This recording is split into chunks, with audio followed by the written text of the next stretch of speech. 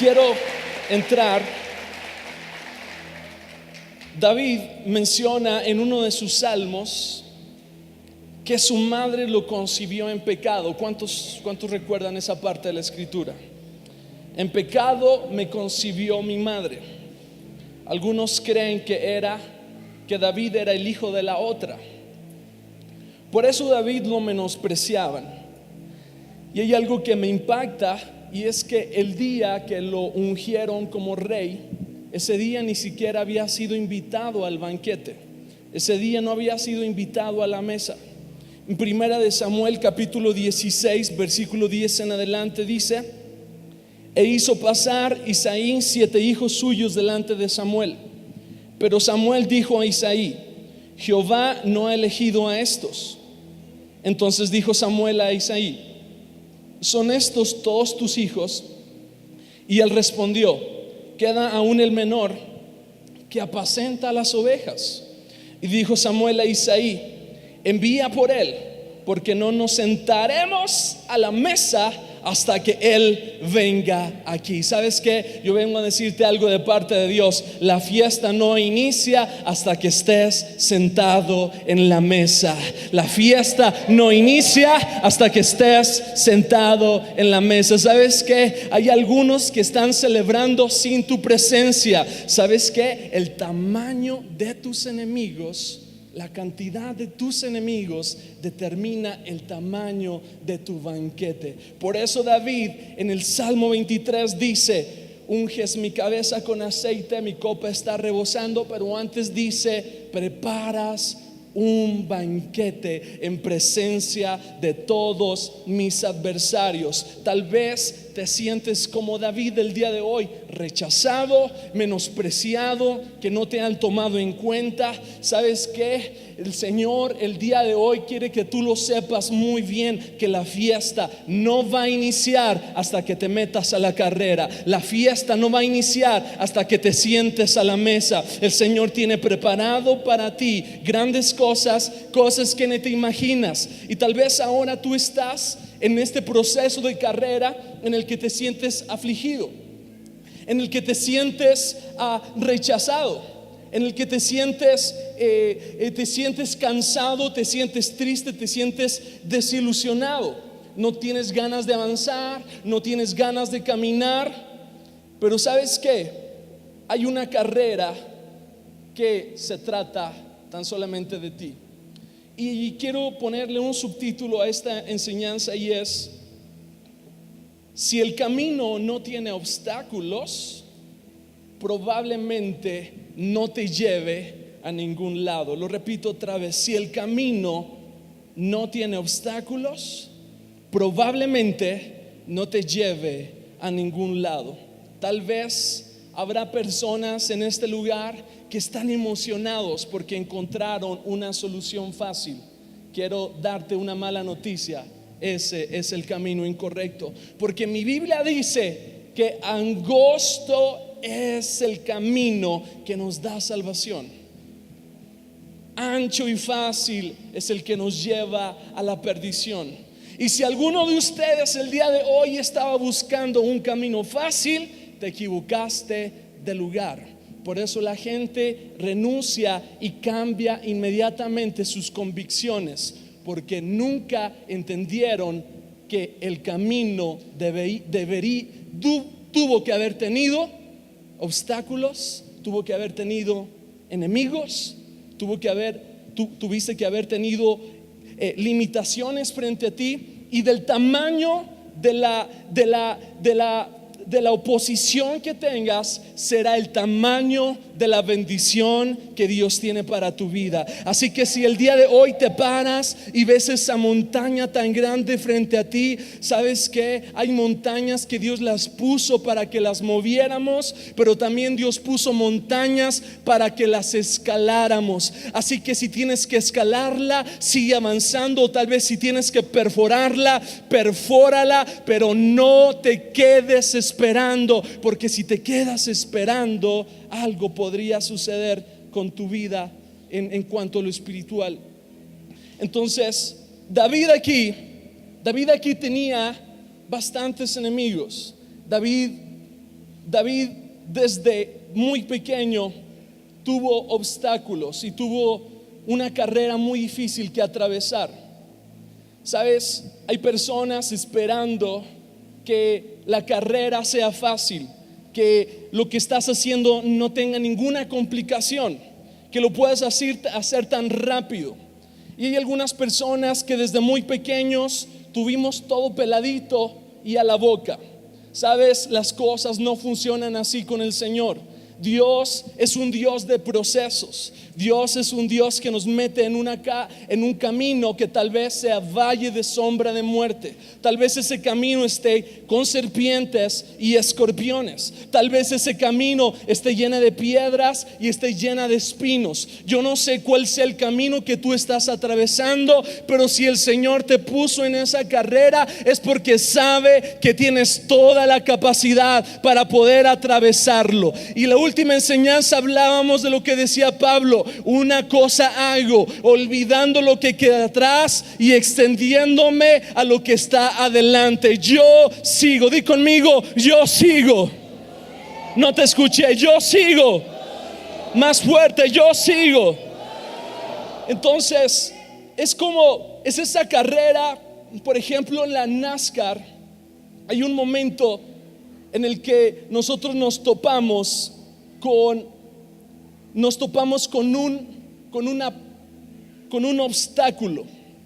Ese obstáculo determina una pausa. Di conmigo: pausa. Y esa pausa, muchos piensan que esa pausa es su final. Muchos piensan que esa pausa debería ser su renuncia. Muchos piensan que esa pausa es porque Dios se olvidó. Muchos piensan que esa pausa ya es el fin de todas las cosas. Así que cuando te encuentras con ese obstáculo y te encuentras en este momento de pausa, quiero que pienses: David fue ungido como rey, pero tardaron años para que él tomara la posición. Y cada persona que encontramos en la Biblia que lograron terminar la carrera fueron personas que tuvieron pausas en su vida. Tan solo hablemos de Jesús. Conocemos a Jesús de un periodo de 3 años y un poco de su infancia, pero hay un momento en el que desaparece Jesús. Es como si fuera una pausa y no conocemos nada de Jesús hasta que llega a los 30 años. Tal vez alguien el día de hoy pueda decir: yo estoy en pausa. Alguien el día de hoy podría decir: estos son mis años de silencio. Estos son mis años de soledad. Estos son mis años de anonimato. Te voy a decir algo: Dios prepara a sus campeones en la ausencia de espectadores. Y el día de hoy estás en pausa porque estás en preparación. Hoy estás en pausa porque estás en un proceso. Lo que Dios dijo lo va a cumplir. Lo que está haciendo en tu vida es formar carácter. Lo que está haciendo en tu vida es haciendo que madures, que crezcas en la fe. La pausa es muy importante en nuestras vidas, pero la pausa no quiere decir un descanso o un break o una renuncia. La pausa es un momento donde cobramos fuerzas. Es un momento donde aquel corredor hace una pequeña pausa, porque si continúa sin haber tomado un respiro, tal vez desmaye más adelante. Hay momentos en los que debemos de pausar para ver si vamos por el camino en el que al principio iniciamos. Algunas personas, por no tener pausas en su vida, terminaron enredados por los apuros. Decía Pablo: estamos en apuros, mas no desesperados. También dijo: estamos derribados, mas no derrotados. Tal vez esa pausa te dice que estás derribado, pero hoy te digo: no estás derrotado. Solo es un pequeño momento en el que Dios está tratando en tu vida. Y en esa pausa es como aquel carro que va en esa carrera. Y ustedes piensen en la Fórmula 1 o en la NASCAR. Y hay un momento en que el carro tiene que pausar para que le cambien las llantas, para que le depositen gasolina. Muchos de nosotros no nos hemos detenido, no hemos pausado, no hemos dejado que Dios trabaje en nosotros. Y estamos tan en apuros, estamos apurados, pero no estamos desesperados. Dios tiene prisa con nosotros, pero sabemos que hay momentos en los que tenemos que pausar. Así que David se encontró en una pausa de 13 años. ¿Cuál será la pausa que Dios tiene contigo? Y tal vez tú dices: el Señor ya terminó conmigo. Pero dice mi palabra, dice la palabra, dice mi Biblia, que el Señor que empezó la obra no la dejará incompleta. Entonces, no te escuché. El Señor que empezó la obra no la dejará incompleta. Entonces, esa pausa podría ser destructiva o podría ser de mucha fortaleza para tu vida. Y en esa pausa lo podíamos, en el diccionario pausa lo definen como, hay un sinónimo que es tardanza. Di conmigo, tardanza. Es como retraso. Y algunos estamos ahora, y es como aquella persona que mandó su solicitud para obtener su visa y va al correo todos los días y no llega la visa. Fue aprobada, pero no es en tu tiempo. Hay un proceso. Estás en pausa, estás en medio del proceso, estás en medio del trámite. No es el final. Dios no ha acabado contigo. Es una pausa y todos los días salimos y estamos como en una espera, pero en esa espera no estamos detenidos. Nuestro corazón, nuestra mente está conectada con lo que Dios va a hacer en nuestras vidas. Y entonces vemos que mismo el Señor dijo: van a trabajar la tierra por tantos años y van a pausarla un año. Mismo Dios, antes de haber creado al hombre, la mujer, se dio una pausa. ¿Qué pasaría si no nos diéramos pausas en las cosas que estamos haciendo ahora? Tal vez estaríamos destartalados, o a media carretera nos desmoronaríamos, a medio camino desmayaríamos. Esa pausa que tú piensas que es fatal, que el Señor se ha olvidado contigo, es un momento de preparación. Di conmigo, preparación. Estas semanas que estuvimos en África, antes necesitábamos una visa. Nos retrasaron la visa. Ustedes saben el milagro de cómo nos entregaron la visa. Nos llamaron en un momento donde nosotros creíamos que no nos iban a dar la visa. Sale el cónsul junto con su asistente y nos firman el pasaporte y nos los dan en un mismo día, cuando eso debió haber tardado por lo menos unas 2 semanas.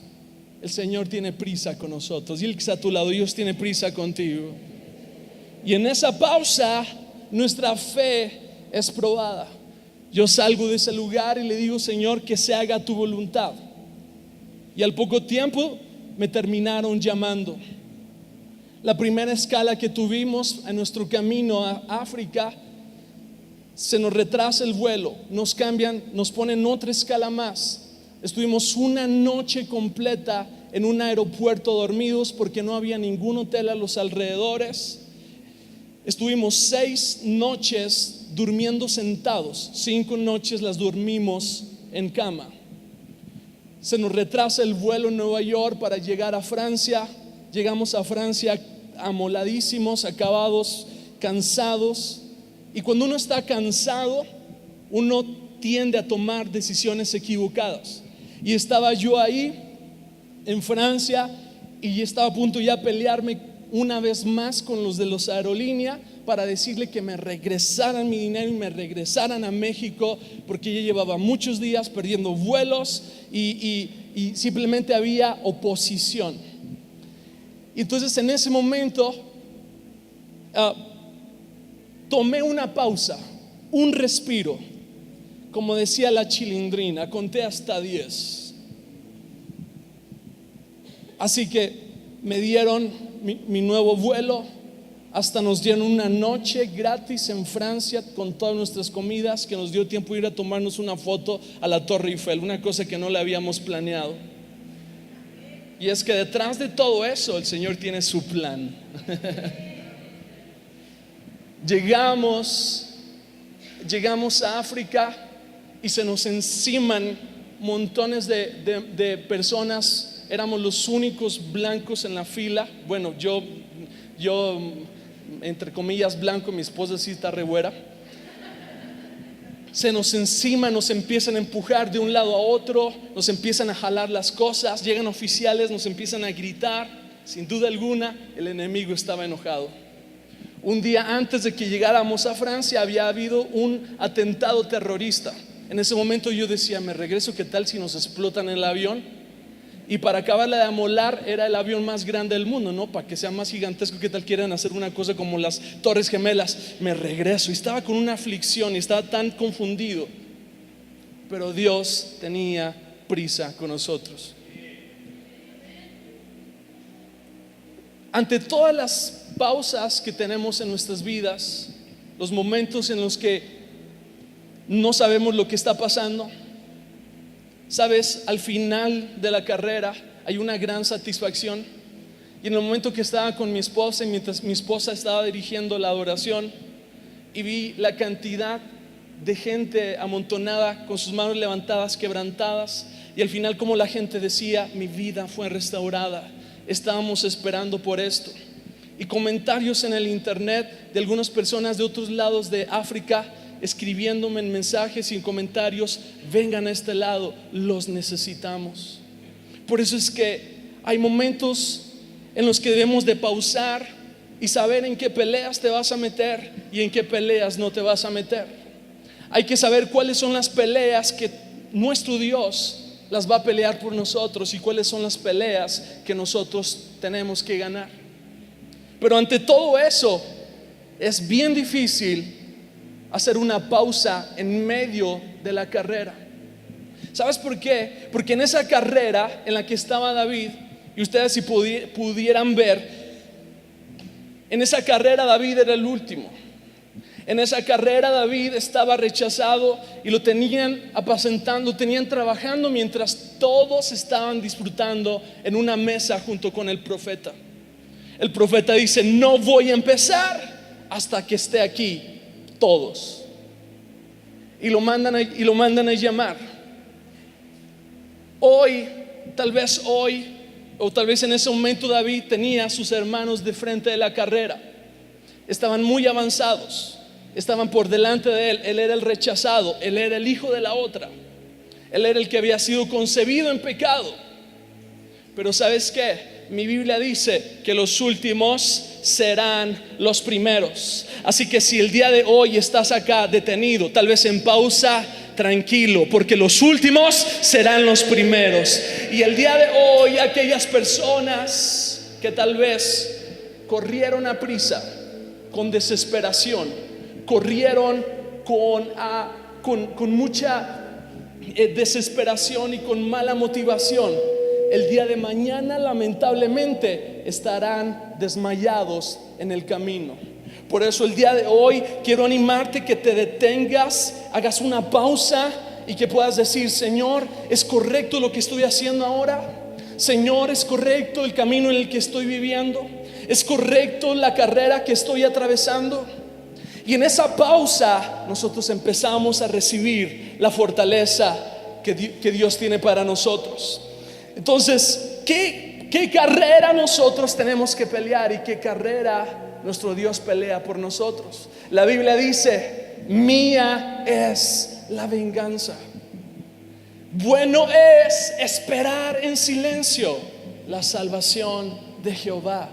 Yo le podría traducir así: bueno es esperar en pausa la salvación de Jehová. Ahora mismo nadie te ve, ahora mismo nadie te escucha, Ahora mismo te sientes apartado y rechazado, pero el día de mañana estará el profeta diciendo: no empezamos la fiesta hasta que Juan, hasta que Pedro, hasta que María se siente. Yo no sé si hay alguien aquí que está entendiendo lo que les quiero decir. La fiesta no ha empezado. Y quiero definir esta predicación con un salmo que David, me encanta este salmo. Hace 2 años, un miércoles lo hablamos, pero hoy tenemos una perspectiva diferente. Y en el Salmo 3 vamos a imaginarnos que este es el salmo de la carrera de David. ¿Este es el salmo de qué? De la carrera de David. Ya hablamos un poquito de él. Ya hablamos de los obstáculos que tuvo, los enemigos, cuánto tiempo estuvo en pausa. Y en Salmos capítulo 3, el versículo 1, es que tan solo con que veas el título, esto te pega gruesísimo. Fíjate cuál es el título según los traductores: Salmo de David cuando huía delante de Absalón su hijo. Wow, qué pesado. Salmo de David cuando huía de delante de Absalón su hijo. Qué pesado. Y mira, yo quiero que te lo imagines a David corriendo. Empieza en el versículo 1: oh Jehová, cuánto se han multiplicado mis adversarios. Muchos son los que se levantan contra mí.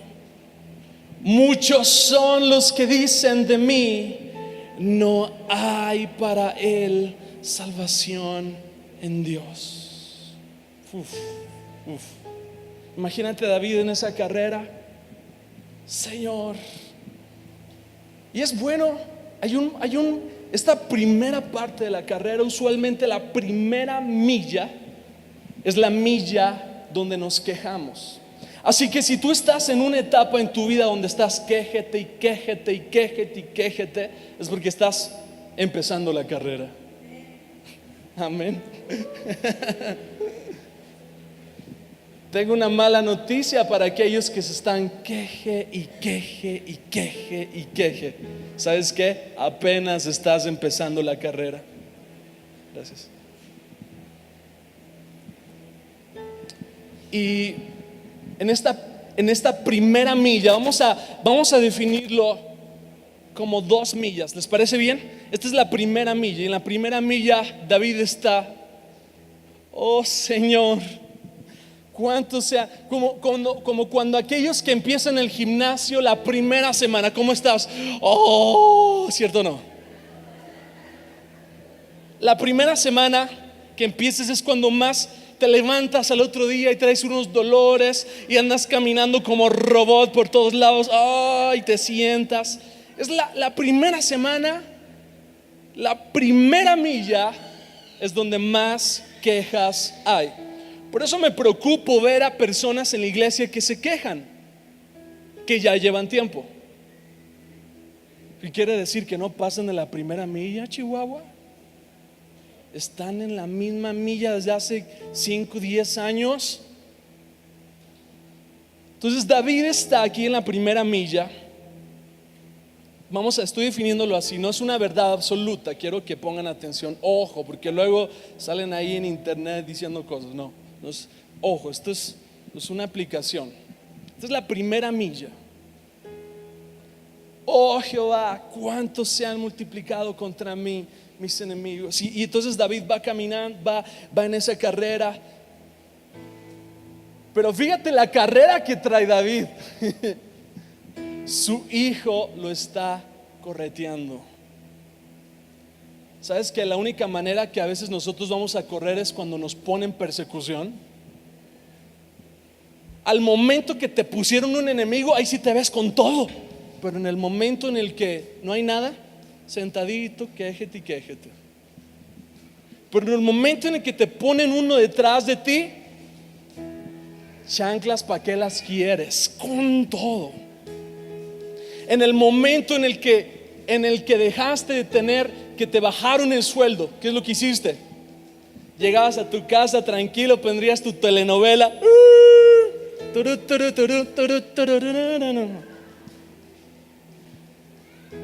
Pero en el momento que te bajan el sueldo, ¿qué hiciste? A correr. Porque si no corro, mis hijos se quedan sin comida. Entonces dile que está a tu lado: ¿será que necesitas un enemigo para que corras?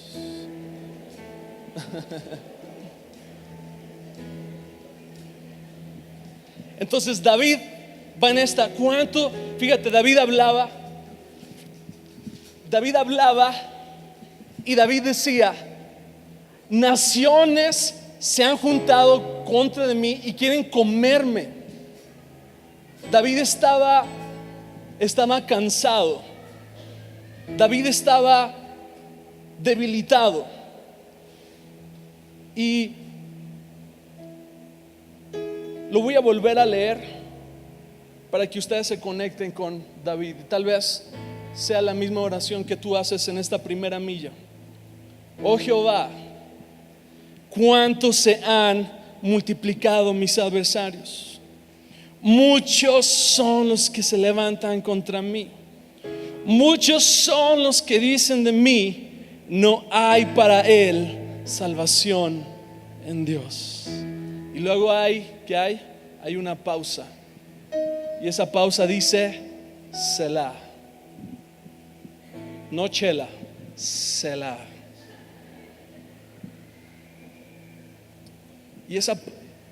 Y en esa pausa, escuche bien, esa era una pausa donde empezaba la música a crecer.